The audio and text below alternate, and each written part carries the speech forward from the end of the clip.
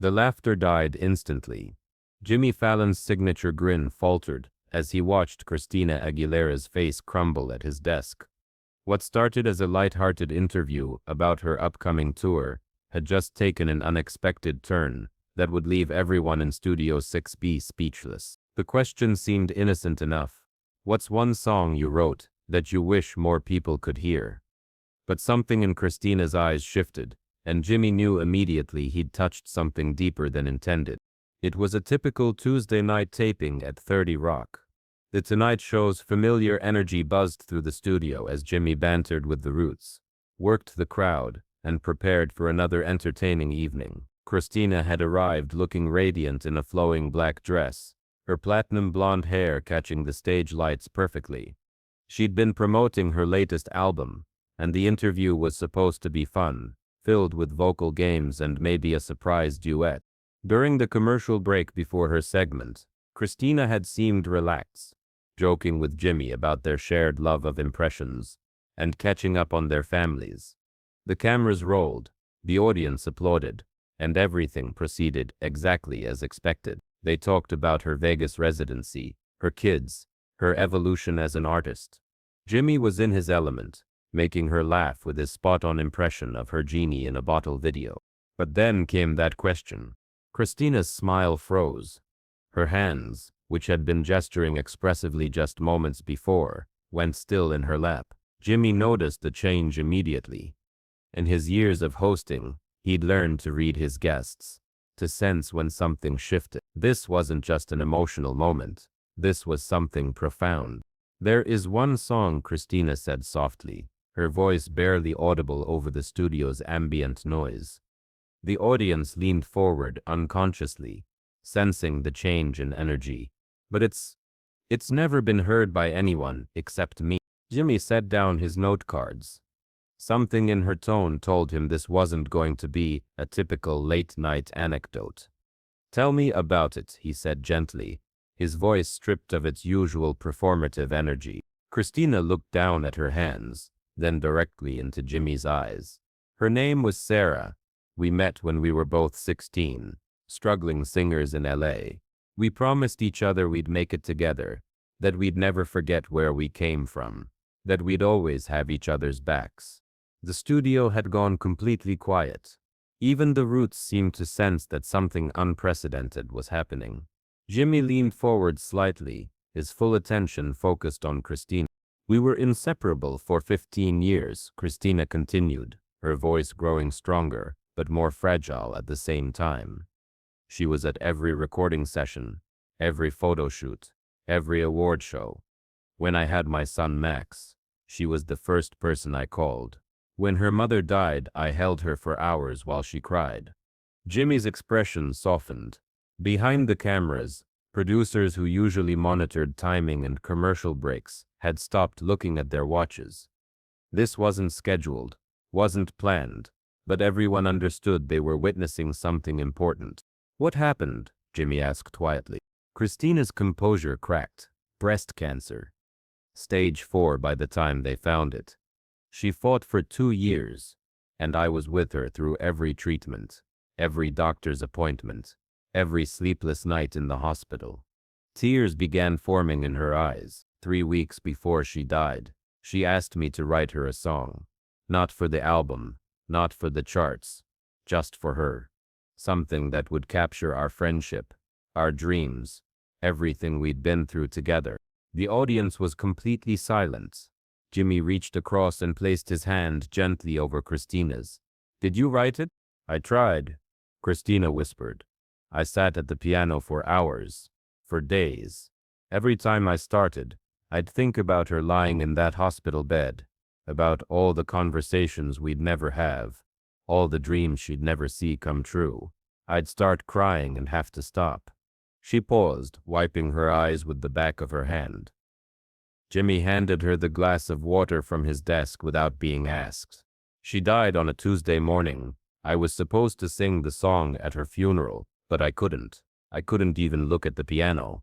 Her family understood, but I felt like I'd failed her. I'd failed the most important person in my life when she needed me most."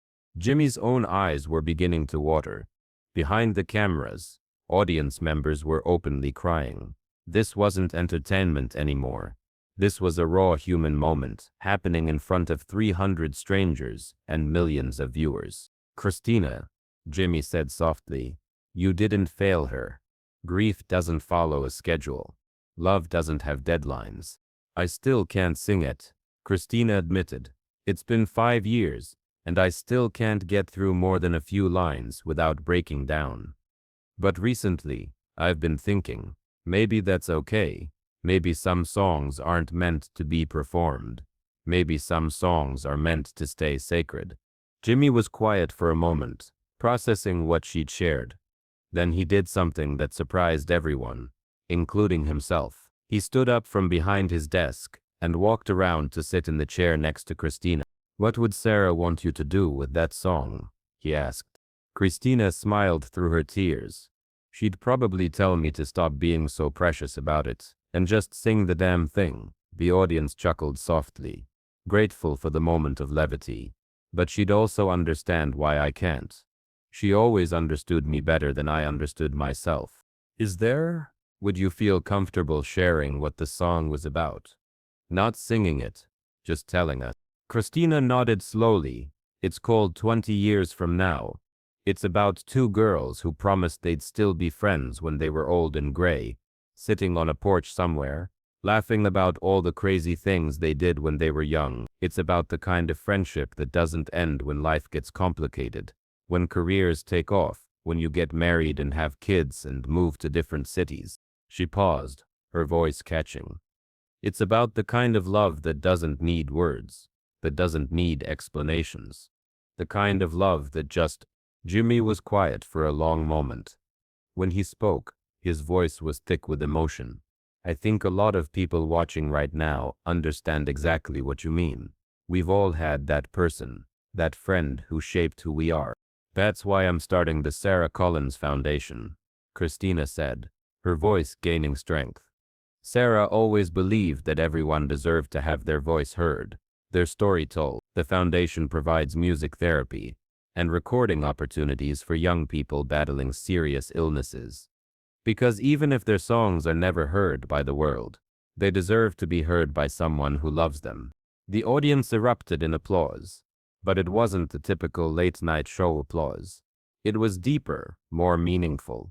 It was the sound of people recognizing something beautiful being born from something painful. Jimmy wiped his own eyes. How can people help?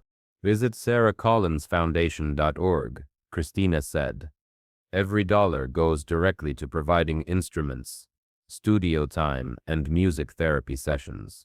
Because everyone deserves to have their song heard, even if it's just by one person who loves them. As the applause continued, Jimmy made a decision that would define this moment forever. He reached into his jacket pocket and pulled out his own phone. I want to make the first donation right now on live television. He quickly navigated to the website. $1,000 from The Tonight Show family to yours. The gesture sparked something in the studio audience. People began pulling out their phones, making donations in real time. The foundation's website crashed within minutes from the overwhelming response. Christina looked at Jimmy with an expression of profound gratitude. She would have loved this, she whispered. Sarah always said that music isn't about the notes you play. It's about the hearts you touch. I think she's watching, Jimmy said softly, and I think she's proud. The episode became the most watched Tonight Show segment in years. But more importantly, it raised over $2 million for the Sarah Collins Foundation within the first week. The song Christina wrote for her friend remained unsung, but its spirit lived on in every young person who received help through the foundation. 3 months later, Jimmy received an unexpected call from Christina. She'd finally sung 20 Years From Now for the first time, not in a studio or on a stage, but in a children's hospital in Los Angeles. A 16-year-old girl named Emma, battling leukemia, had recognized Christina during a foundation visit and asked if she knew any songs about friendship. I sat by her bedside with just my voice, Christina told Jimmy during a follow-up phone call that became another emotional segment. No cameras, No audience. Just me and Emma. And for the first time in 5 years, I got through the entire song without stopping. Jimmy had tears in his eyes as Christina continued. Emma held my hand the whole time. When I finished, she said, "Your friend Sarah must be so happy that her song is finally helping people." And I realized she was right. The song was never meant to stay hidden. It was meant to heal. The Tonight Show audience learned that Emma had become the foundation's youngest spokesperson, using her own experience to help other young patients find their voices through music. Christina's unsung song had found its purpose not in concert halls or recording studios, but in hospital rooms and therapy sessions where it mattered most. The foundation now operates in 12 cities, providing free music therapy to over 500 young patients annually.